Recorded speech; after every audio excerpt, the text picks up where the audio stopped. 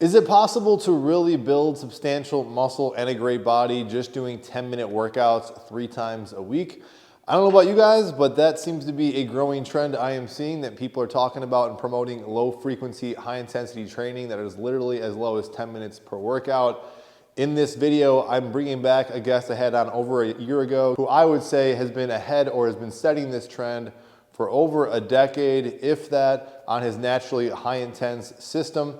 And the reason I wanted to have Kevin back on, one, was because of popular demand, but two, because in my initial video, which I will link down below, a lot of people are asking the questions and pushing back if this was even possible, if Kevin was natural, because that was a big thing I like about him. Like myself, he's a natural athlete, believes in kind of aging gracefully, as they say. I shouldn't say aging gracefully, aging, still pushing the limits and still seeing gains. But many, rightfully so, were a little skeptical and also just curious on what these 10-minute workouts actually looked like. So I had the opportunity of Kevin putting me through one workout, being a leg workout. We will discuss that here in this video amongst some of the other pushback he's been having about his system. If you guys are new, don't know the backstory, we'll go over that here in the beginning, but feel free to check out that other interview. Like I said, is linked down below. But the primary reason why I wanted to have Kevin on, and many of you guys know this already, is because I was going down the high intensity rabbit hole really out of experimentation on curiosity, just being a kind of a learner. So no matter what your stage in life is or how you would approach different modes of training, even though I knew I probably wasn't going to stick with it, because I just personally think I prefer a higher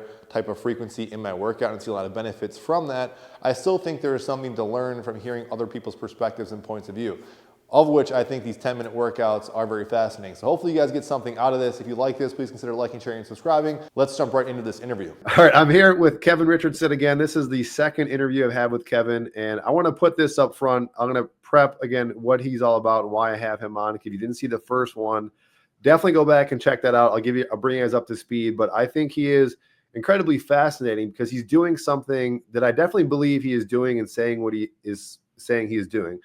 So I don't think he's kind of making this up in any way, shape, or form. But it's so maybe out there, or sounds, I don't want to say it sounds too good to be true, but it sounds maybe too simplistic. I don't know how you want to say it. Of a way of training I think most people are not aware of. And I want to preface this again too, because he's got to be, I don't know how many episodes of high intensity training or trainees or trainers, I'm sorry, I've had on. And so people think that I'm just default into that camp. And my whole thing is I am a lifelong learner. I find this whole area of training fascinating.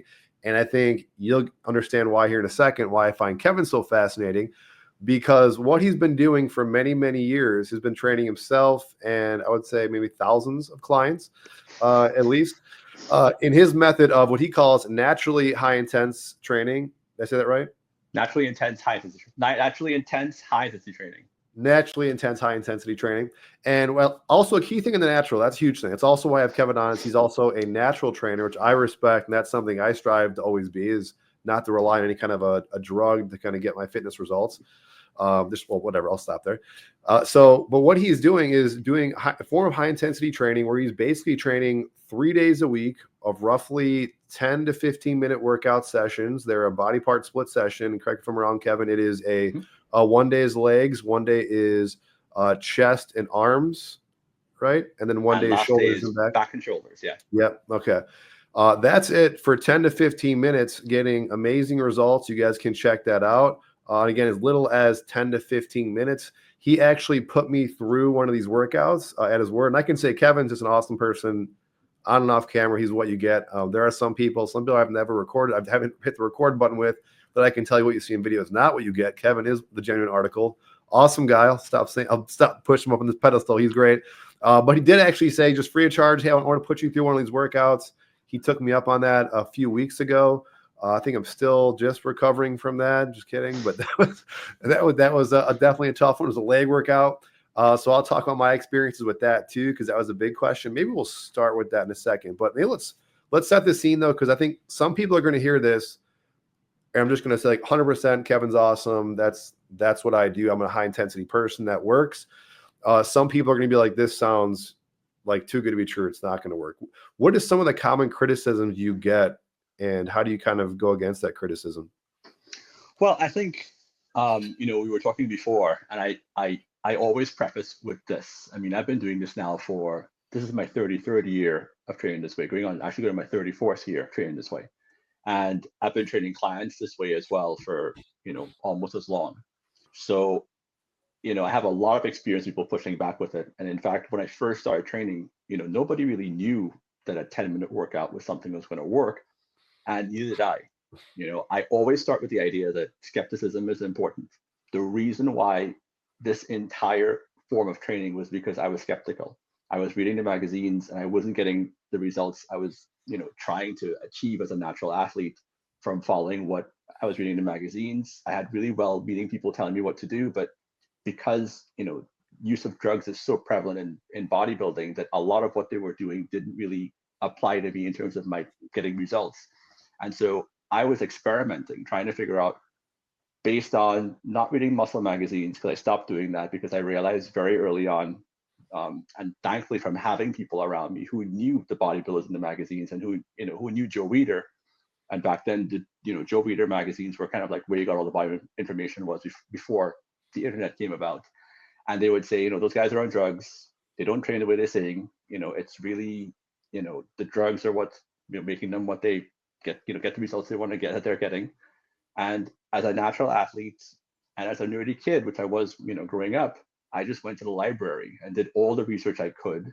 And the form of training that seemed to make the most sense was the idea of trying to get your body to a place where it's unaccustomed. Muscles get bigger and stronger based on overload, and an overload that it's not accustomed to. So unaccustomed stimulation that results in some form of overload, and that's it. Once those criteria are met, you're going to get some degree of results, theoretically. And I tried to apply that by, making these routines and giving them at that time to my trainers and telling them, I want to train this way. Can you take me through the workouts? And when they did, the workouts only lasted for 10 minutes. I couldn't last any more than that. I would do a leg workout, I'd throw up. I'd do a back and shoulder workout, I'd throw up. I'd do a chest and arm workout and throw up.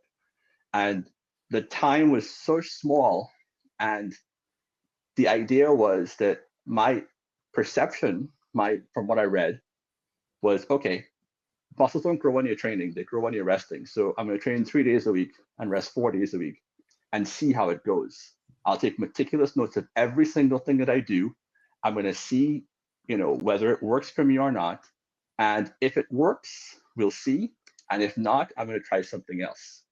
And that was, like I said, that was 33 years ago.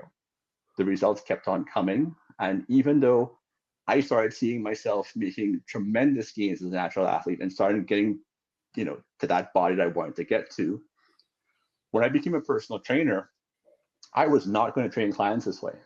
I remember my very first client, I had gotten my certification. I was standing by the treadmill. I had my clipboard with me. And, I told my client, we're going to do some weight training. We'll probably do some cardio afterwards. Maybe do some stretching. And at that time, back in Trinidad, where I grew up, you weren't allowed at that age just to be a trainer. You have to have an apprenticeship period first, where people would kind of look at what you were doing and they would see whether you were good enough to be a trainer. And so they allowed me to have one client for a year, and they would look at me. And if I stuck with it and if I did a good job, I could then be able to train independently at the gym. And my coach came over and he said, what are you doing with this? Why is she on the treadmill? And I told him, that, we're going to do some cardio and some weight training, some stretching. And his pushback was, personal training is a craft. And the only way you master your craft is if you're training your clients the same way you train yourself. And you need to train your clients the same way that you're training. At which point I was terrified, because how am I going to tell this woman she's going to be training for 10 minutes? I'm a teenager.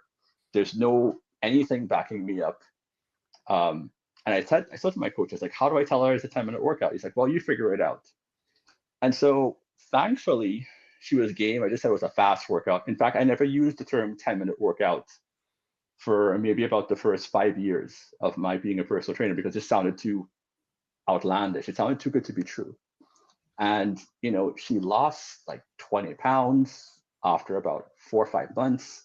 She was in great shape. She was, really making some progress, getting stronger, putting muscle on, middle-aged woman. And I had no idea this was going to work, because I was just terrified that this was something that worked for me. Because again, I really had this idea that this form of training was something that worked for me, and everybody had to find that their own kind of a groove and their own thing. and that what would work for one person might not work for somebody else. And so what I spent the next 15 years doing, taking meticulous notes of my own progress and the progress of all my clients, was trying to disprove it, was trying to see who it didn't work for. When I had my first person lose 100 pounds, I was as shocked and as incredulous as he was. When I had my first endurance athlete who was able to have better times from training 2 times a week with high intensity weight training, and his cardiovascular fitness went up from doing that, I had no idea that that would be a side effect of it. And I just kept on thinking, I need to find someone who this does not work for. And again, because the workouts are so short, it's 10 minutes. And because, my first client growing up she had spectacular results. She told everybody how fantastic it was. I just kept on getting people coming in and trying it because they kept on seeing everybody else getting the results. But some people are getting results, and I think it's a problem in the fitness industry, doesn't necessarily mean it's going to work for everyone. And I was really trying to find someone who it wouldn't work for. And I even put in a clause, and I had that clause for the first 17 years of my career, whereby I said, if this doesn't work for you in the first 2 weeks, you don't see the results, you get your money back. And that wasn't something as a sales pitch to try and get people in and make them feel comfortable with doing the workout. It was really, in case the person doesn't have any results in 2 weeks, then maybe not going to have any results, and it's probably better to just give them money back. And 10 years, 5-10 years down the line, looking back with all those notes, all those people, everyone who followed it, who showed up, had amazing results. Now, results vary based on genetics. Some people got really, really jacked. Some people lost tremendous amounts of weight. That depended predominantly on dietary adherence. But within the course of the average person out there really made tremendous results training this way. And as such, whenever someone comes to me with any kind of pushback, I always tell them, listen, skepticism is healthy. I was skeptical about this. This was going to be just one experiment that I was doing. If this form of training didn't work for me, I was going to do something else. I was going to experiment with maybe more time. And I did a lot of experimentation. I did 4 days a week. I did 5 days a week. I tried 6 days a week. I tried twice a day training. It does not. I mean, like, I really hurt myself sometimes trying to figure out what worked, what didn't work, because very much like you, Mike, we kind of have that same atmosphere, that same perspective, and that people will say, well, you're the high intensity training guy.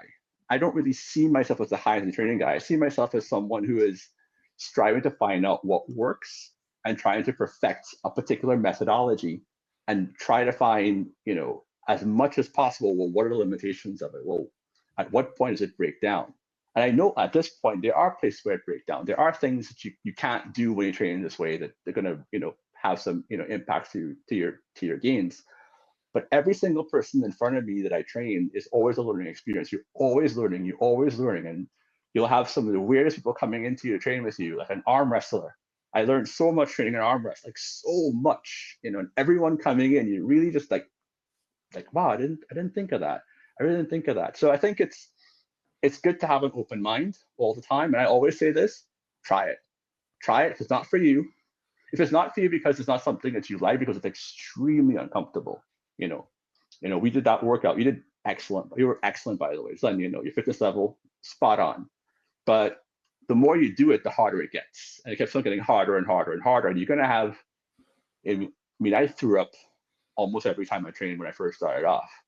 My clients would as well. And I got to a point where my coach one day came and said, Kevin, do your clients have to throw up to get results? And from a science perspective, remember, I'm a teenager, stupid teenager.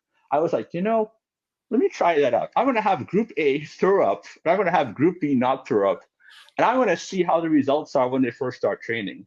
And they had the same results, at which point I was like, well, maybe I don't need to throw up when I train. Again, I was really, really all in back then. You know, and I think I've mellowed out to some degree over the years and become more of a trainer and less of more of what I was originally, which was just somebody who just wanted to be a bodybuilder. Yeah.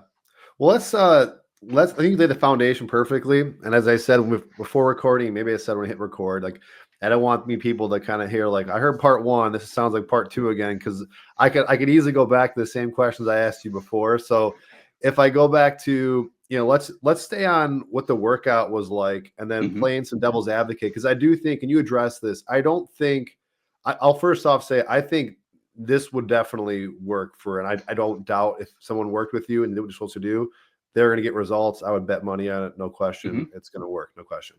Going through the workout, I'll tell people what the workout was like from the experience, and then along the way, I'll kind of talk about maybe who personally, if it was me, if I was just, again, talking, only going through one workout of yours, but also just assuming, this may or may not work for some people's personality types, what their interests are. Yeah.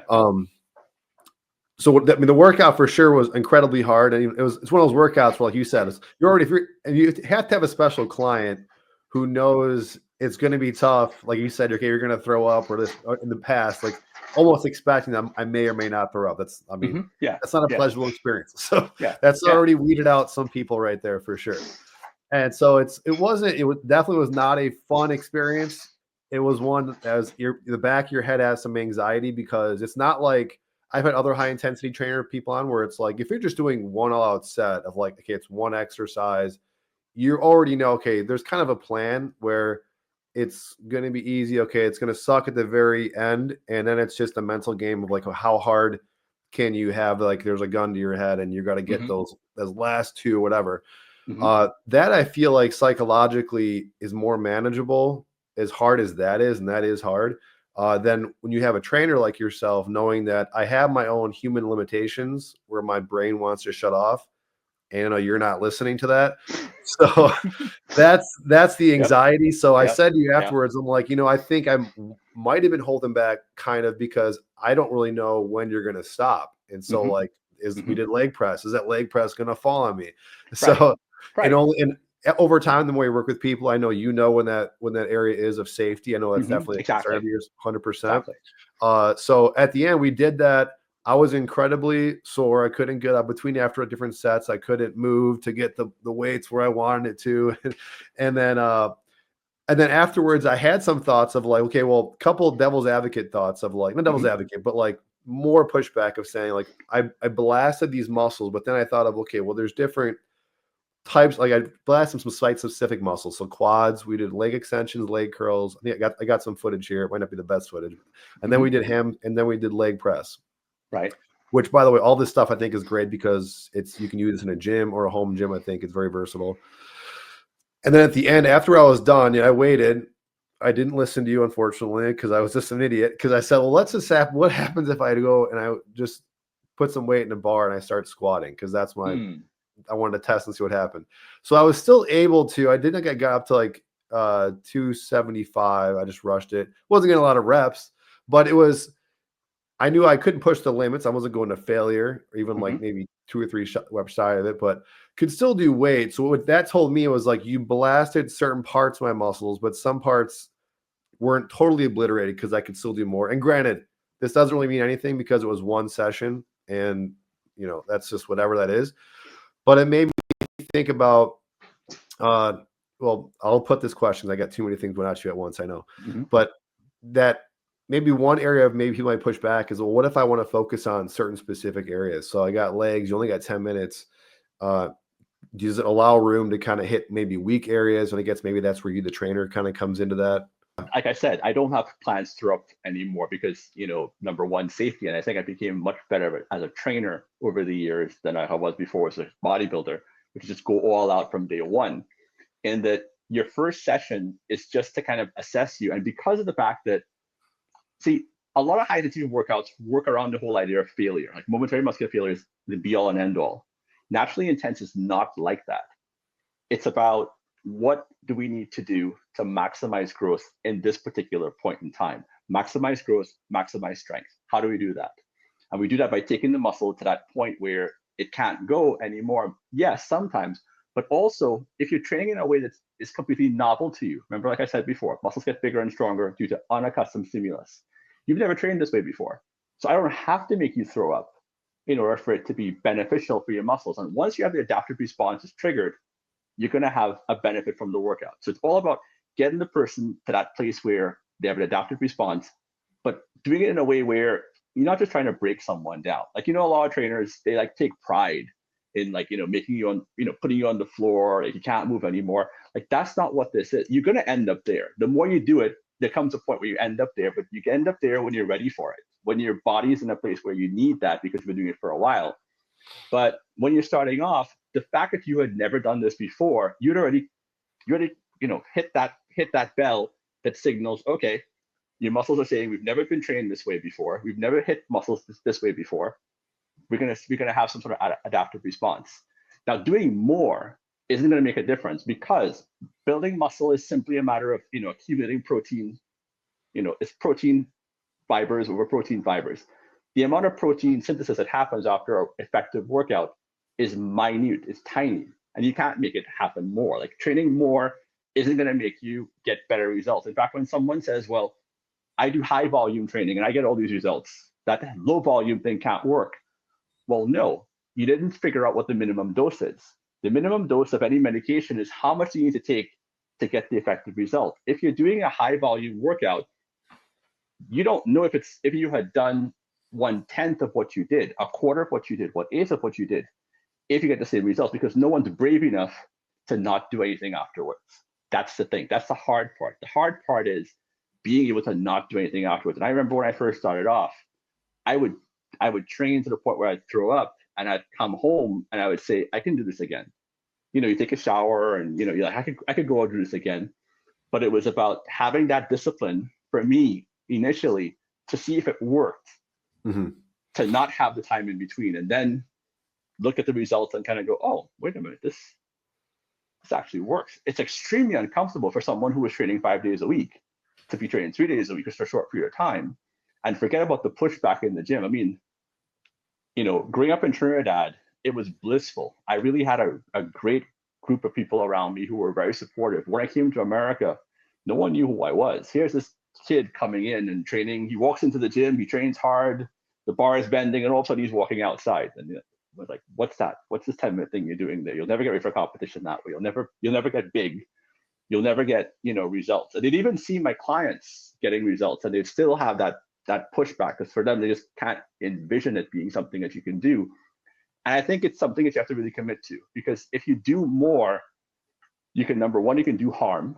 I have had people who've done leg workouts try to do the same leg workout they did the next day and then go for a run. It wasn't just me. It was, in both instances, was with my trainers, because I have a staff trainer who work with me, and they ended up in the hospital as a result. They had rhabdomyolysis. That's a real problem. And you can get to a point where you have so much creatinine from muscle breakdown, because it's a lot of muscle breakdown, that mentally you feel like you can keep on going, but your body, we're human and we're finding. We touched on that last week. We were, for those who don't know, everyone doesn't know, we were recorded this. We got internet connection. We lost sight right in the middle of this question. I was going to ask you right now, because we were on the same line of talking about this, is that for just hearing what you just said there about, really being careful about the work you do after that hard workout. Again, practical example I'm thinking of, again, maybe this is where you say this isn't going to be ideal for everybody, but I think you said that you thought it might have been the case. If someone was an athlete who's got to do other stuff, or they have a very laborious job or career, or whatever, but let's just say an athlete, for example, they do a leg workout. Well, the next day they got to go play soccer. They got soccer throughout the whole week. Wouldn't that be just a little too much? I mean, because before you were saying how even too much cardio after a hit workout could possibly be, that is too much. Oh yeah, absolutely. But again, it's what you're looking for. So I've worked with, the first person who I worked with was a speed cyclist, and he was absolutely dead set on the idea of testing this out. We talked a lot about the workouts and how I did, and he wanted to see what it would do. And he did, for his off season, he only trained with me 2 times a week for about 2 months. Didn't ride the bike at all. Took a totally 2-month sabbatical. Goes back on the bike. His times are better than when he was practicing and riding all the time, which for him made him realize his recovery, he wasn't getting full recovery. It also helped him realize too that this is back in the 90s. The idea was there's cardio and there's weight training, and they're 2 different things. Whereas your body doesn't really see things that way. Your body is like, okay, there's a particular type of exercise that I'm going to specialize for, and your body will specialize for whatever it is you're doing. This form of training is going to help you get bigger, stronger, increase your cardiovascular fitness, but it's also going to predominantly focus on your fast twitch muscle fibers. So it's going to help you if you're an endurance athlete. And by the time I started training like marathon runners, I didn't think it would work for them, but it does. But we have to make sure it's done a certain way. I did do legs. That's the other reason why too. I do legs first thing of the week. We do legs first thing of the week. They take a day off and then they do their regular track work. And what they found was, because of the fact that their muscles got stronger and the muscles got a little bit bigger, not much bigger, they could run faster. In fact, I had a video where I talked about, these guys, my friends, who would talk trash about my training all the time. They'd say, oh, well, you can't do any kind of cardio because you're always just doing this fast, workout stuff. You're like one of those muscle guys, you can't do anything. And I looked at them and I was like, I can run.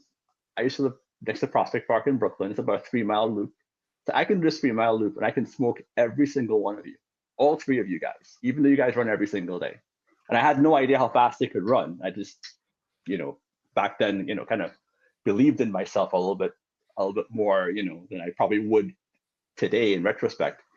But I knew that my cardiovascular fitness had to be as good as theirs was.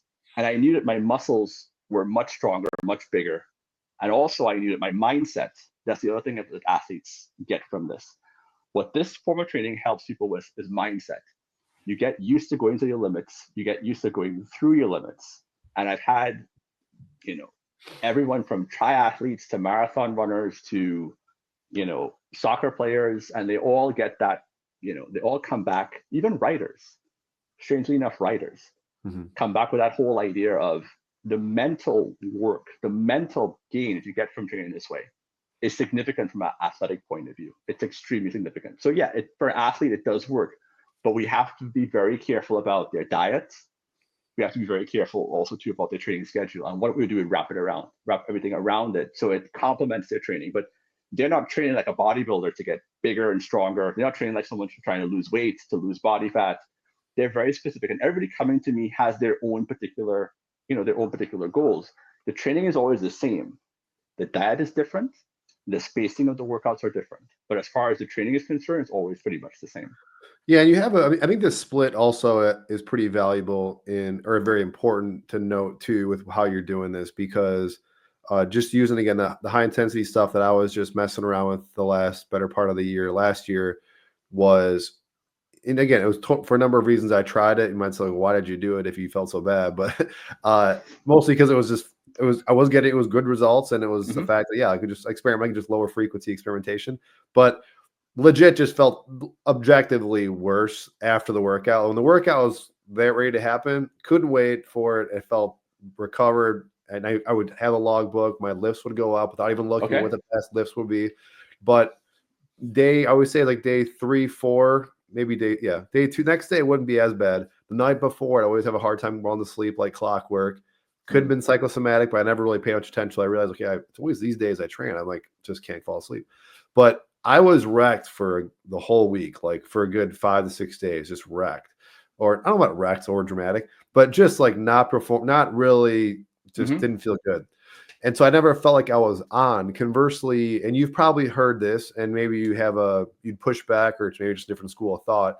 The idea, which I still kind of subscribe to this day, I think, if I was putting all my eggs in a basket, of the idea of training, not draining, or the idea of kind of always feeling kind of ready, where I kind of pride myself of like, I feel like I'd put in work, but I would not go to what I would say, this is my absolute failure, versus those days I made a point knowing, especially with only 1 or 2 days a week, that this is everything has to is in this one set, especially if it's total body workout or upper body workout. This is your one chest workout. This is everything right here. So I knew I was all on the table there. So I would get things like, tendonitis, or not tendonitis, but little definitely aches. And even when we did that training session, honestly, this is kind of the other reason I don't want to go to failure. But again, this is nothing with you. This is just something you learn over time. We were working so hard on that leg extension, leg curl, that I was gripping so much that it literally just went away. I think this happened like 2 weeks ago, that the inside of my hand has been hurting for a while. And that was just from clenching down so hard. And so sometimes when people would ask me the question, I think in past videos, like for the total gym example, like, why don't you go to failure? I'm like, because there's a point where I feel the pressure is going off my chest and now onto my shoulders. And then I know for me, it's like, okay, I choose not to do that. Now you could say throughout the years, I think that's how I've stayed injury free, is maybe you don't redline everything. And I'm not saying you're redlining it, but all that to say, I think I would feel good and I would perform good. If you had me do whatever, I was always ready to go and do something. I felt fresh versus some of these, I'll say some not yours, because I think maybe there's a difference in why you had that certain split, is if you had a total body or a certain type of maybe upper or lower and you go all out, that's a heavy tax. I think it takes, at least for me, a while to recover, versus yours. If it's divided up in that 3-day split, maybe that's something that you've kind of thought about. I don't know. Any comments on that stuff? Yeah, I mean, I started off like a lot of experimentation, and the full body workout was, very much, you had the high intensity bodybuilding thing that was going on back in that time. And so I was like, okay, we'll try the full body workout. And it did not feel, number one, didn't feel good. Number two, it was impossible to do, in that, you talked about how much you were gripping onto the machine, doing leg press, doing leg extensions. When you're training at this type of intensity, let's say you start with a leg workout, a leg exercise. By the time you start getting to a shoulder exercise, you're already tired.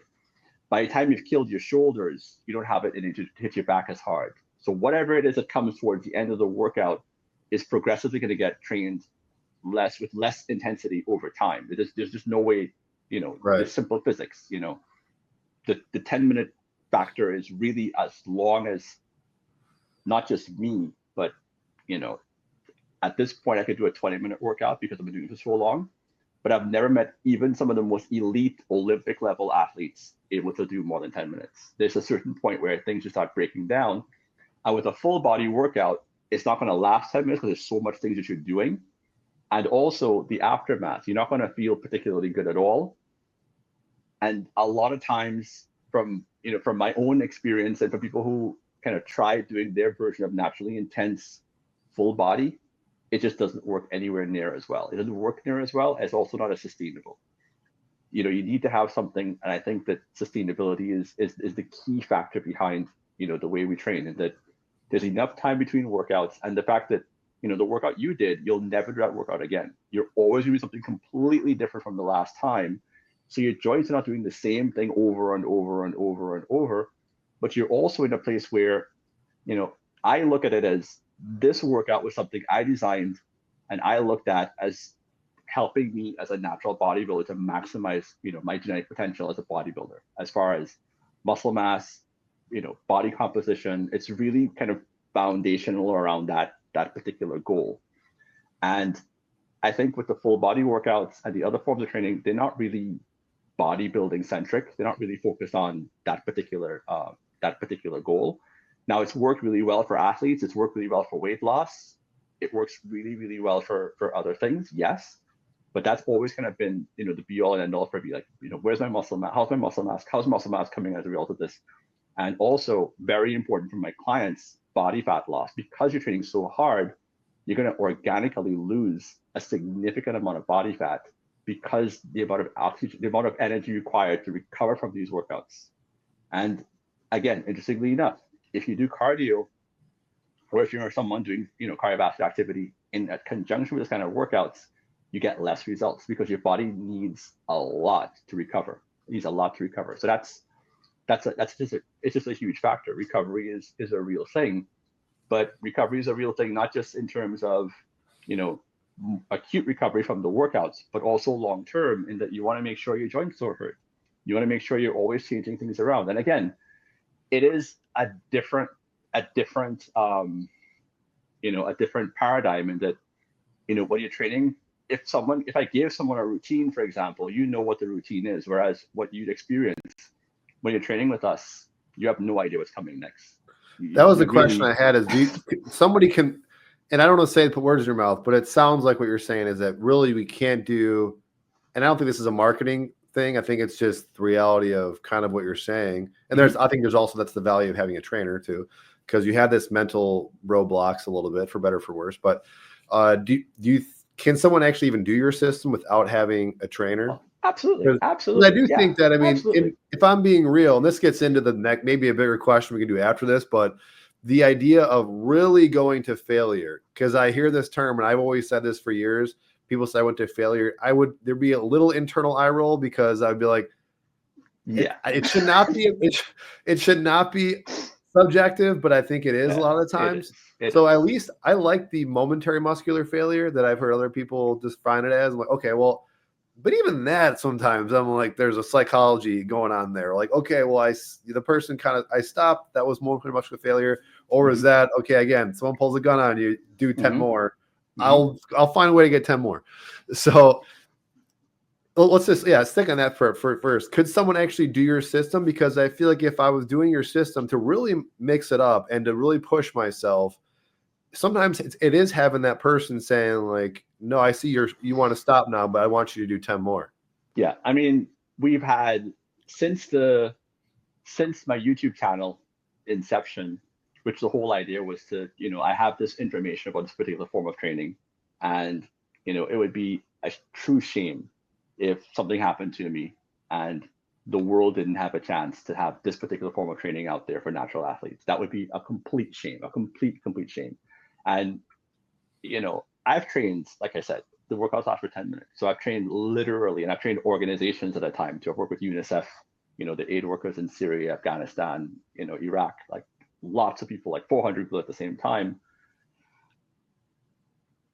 People have started doing naturally intense and their versions of it, and they've gotten spectacular results. And you will get spectacular results because, again, muscles get bigger and stronger due to unaccustomed stimulation, unaccustomed.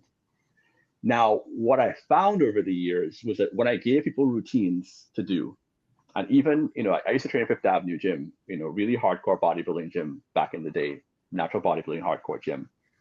I would see them doing the routines and I'd see them not training all out. They trained hard, but they weren't going all the way out there.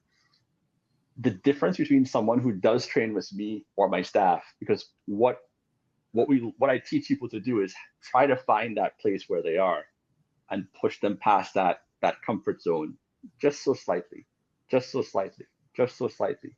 And as time goes by, that push past the comfort zone gets further and further. But unless you're a high level athlete, you probably have no idea what I'm talking about. And in bodybuilding, myself, having been around some of the greats, I've only met less. I could count on one hand the number of bodybuilders who I've actually physically met, who I've seen train, who actually train that hard. Most bodybuilders don't train that hard. If you're using steroids, right there, most times you don't need to train that hard.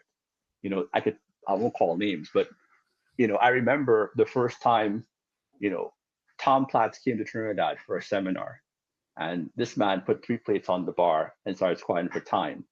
And seeing that as a 16-year-old, it imprinted on me that I need to take my game up. That there is something that I need to tap into that I wasn't tapping into.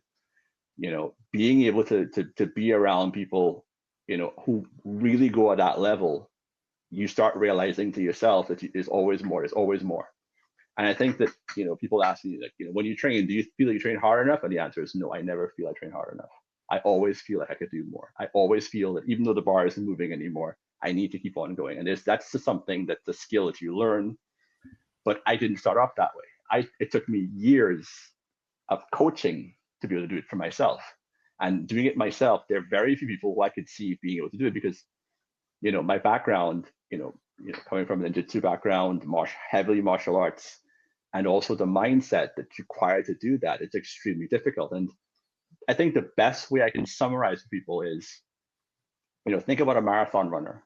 A marathon runner is running a marathon. They're doing a ridiculous activity, running 26 miles, and you're literally using everything in the tank. But if a marathon runner is about to get to the last 100 meters and there's someone else right behind them, they start sprinting. They start running faster. Now, physiologically, that doesn't make any sense. The glycogen levels are shot, right? But somehow or the other, they're able to find that thing in them and keep on going. That's what we do when we train our clients. That's where you're going. You're going to that place. That's not something you can do on your own.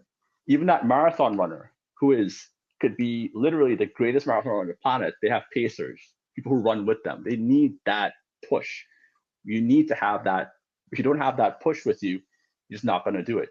Very few people have the ability to pull within themselves and go that hard. And again, we're talking about Olympic level athletes looking at me and saying, I really believed that I was going all out, but having seen this, I realized that I really wasn't. I've even had, I had one client of mine who became a Navy SEAL, and he was so, he made the mistake of bringing two of his friends, two other SEALs, to come train with us to do a leg workout one time. This is back when I was much younger, and when soaring up was something that clients would do, and those guys were, I think they were a little bit terrified by the fact that they were so used to being able to do everything. And here was something that you couldn't do, because it doesn't matter how fit you are. If you're really fit, it just means they're going to push you even harder, because it means that you've accustomed yourself to a very high level, but there's always more to go. There's always more to go. I'm 50 years old now, and people are like, oh, you train really, really hard. Why do you train so hard? Because there's more. There's more to go. There's always more to go. That's the mentality that you have to have, and it's not something that you can easily do on your own. Even my trainers have to train with me 3 times a week, because it's just not something you can do on your own. People will say, well, Kevin, how come you do it on your own? I'm like, well, it's been 3 decades of me trying to learn how to do this. And someone said there's something wrong with me. Do you think there's some different, because everything you said is all positive, which I believe everything is all positive. Is there any contextual differences or different circumstances you would say this is not ideal, other than, well, the person that just doesn't prefer this type of training? But I'm also just thinking too of, I'll use myself as an example. I think I always say I kind of tricked myself into, and I would always enjoy my workouts. I would kind of, would obviously try and put forth effort. I got better results once I started breaking the rules of what I thought I was doing in the magazines, whatever. But there became a point where I felt like I was conditioned enough beyond certain people that were doing things that I thought were, I'll use the CrossFit analogy, excessively hard. So I go to a CrossFit, I got a couple of CrossFit gyms. I'm like, yeah, this workout's going to suck. I'm like, why are you guys doing this? Because I'm like, I'm risking injury. I don't want to go to time. I don't care about competing with you. Yeah. This isn't really, to me, this is not fun. Not that training has to be fun. And well, I think it can be fun and still get results. That's the side point I would say. But there were times where I had people work out with me and they'd be like, wow, they wouldn't be able to keep up with, I would call them higher volume workouts. Examples of these would be, I would do like a lot of plates, and I would just keep going until I felt like my body would say, this is enough for the day. I think you're done. And I wouldn't try to push any injury. And if I wouldn't train again until I was recovered. But I feel like I got to a level of conditioning that was different. I was specific to how I was training. Right. That had I gone and let's just say, for example, gone hard and fast and like some sort of CrossFit type of workout that was like that, I don't know if I would have got that. Maybe work capacity is kind of what I'm talking about.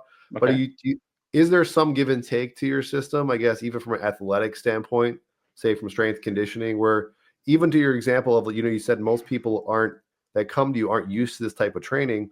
And some of that I think is by design, because I think most strength conditioning, the baked in philosophy is that, again, train, don't drain, but there's a certain season, quote unquote, to kind of give them that stimulus. And there's sometimes times for building and sometimes for maintenance. And maybe I think for most athletes, they're thinking their strength conditioning workouts, they're leaving that on the court on game day, not in the weight room. So Well, I think that periodization works really well, and I think it's important also to acknowledge the fact that there's many ways up that mountain. We always talk. You always hear fitness influencers, people who represent certain system, talking about, oh, this is the system, this is the ultimate system. You'll never hear me saying this is the ultimate system for everyone. You'll never hear me saying that, because there are lots of different ways to do things and get the same results. But with this particular way of training, there is no periodization. You're always training hard. You're always doing it. And the reason for that is that, over the years, I've seen with a really large number of individuals that there's no really need for periodization. There's no need for, for dialing things in.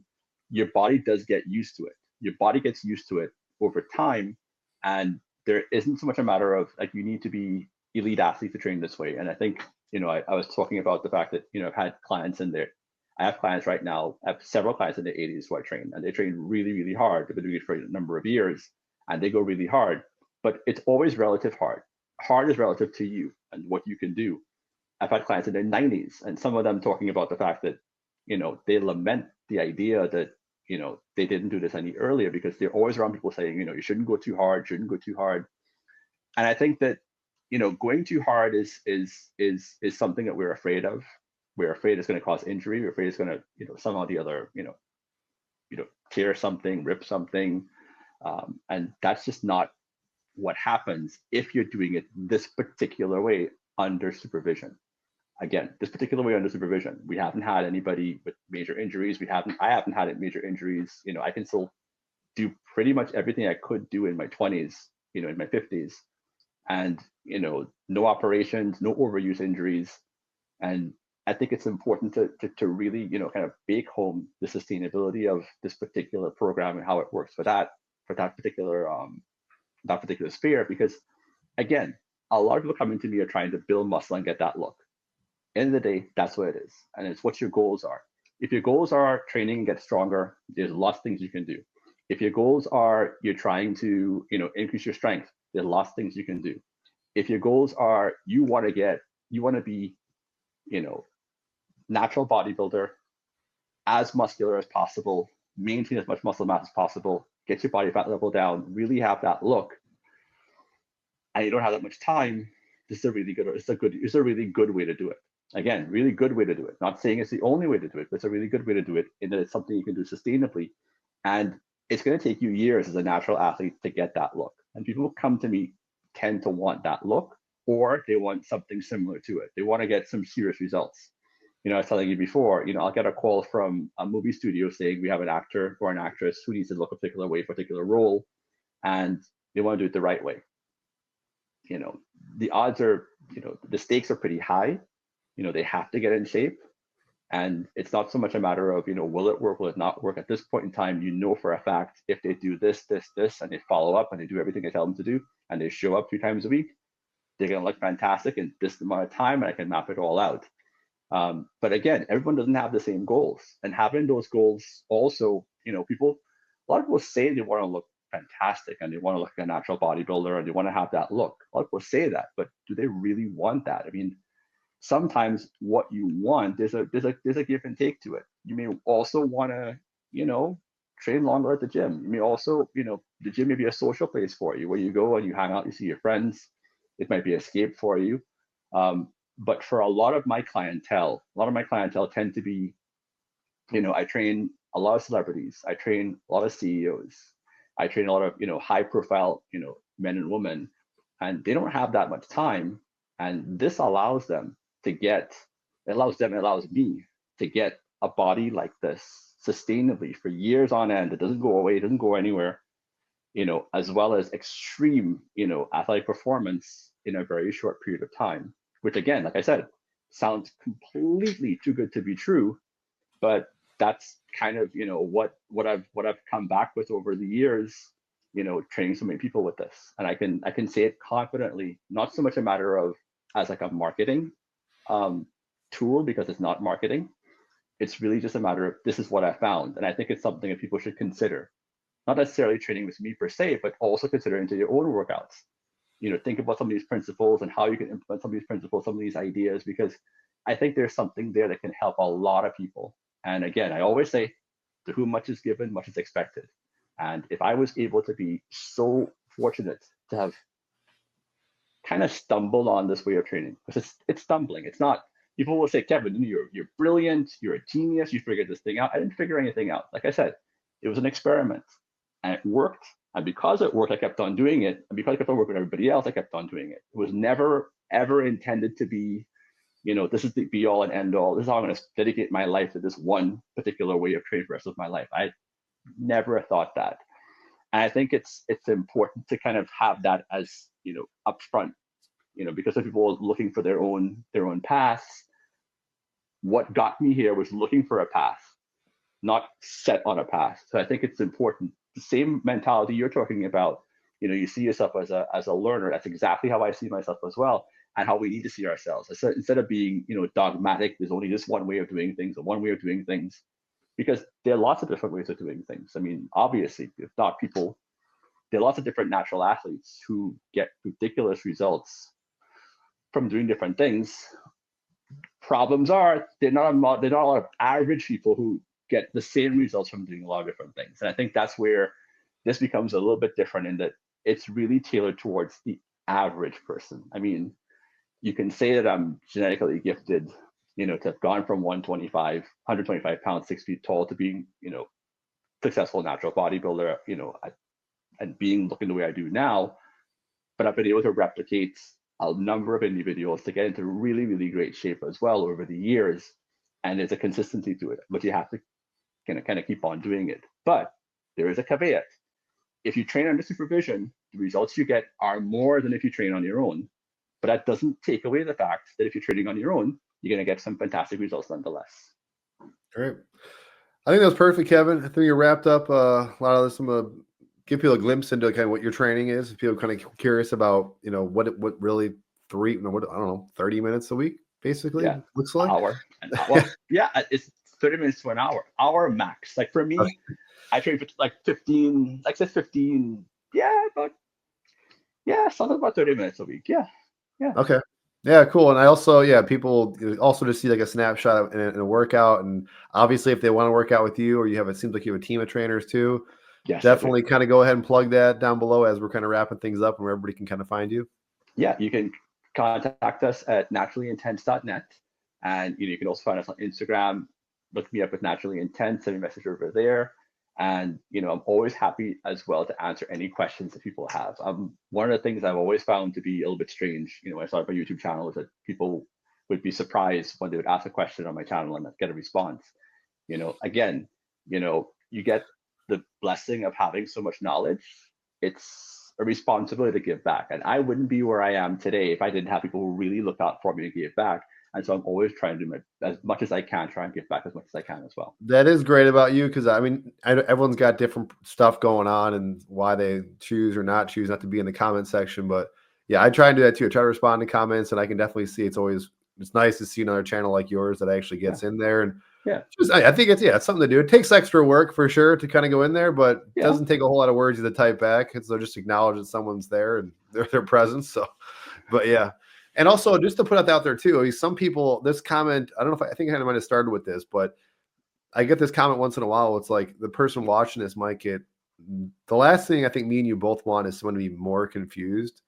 And there's people who watch this information. Well, I heard this the other day, or this other guest you had on had this, or, and I'm at the end of the day, again, there's a lot of books out there. There's a lot of like resources. It's up to you to decide which one to apply. But hopefully, I think what Kevin is saying is maybe just, try some of these principles out, apply them here or there. I think you'll know right away if it's a fit or not, or maybe, I don't know, maybe it's the best answer. But point is, it's your adult decision to kind of take this stuff, digest, and hopefully kind of apply it to see if it sticks for you or not. So I think that's it, Kevin. Really appreciate you as always, brother. Class act as always too. So much for having me. I really appreciate you, your audience as well, for having me. It's really an honor. Thanks so much, Kevin. We'll see you. All right. Take care, Mike. Thanks again.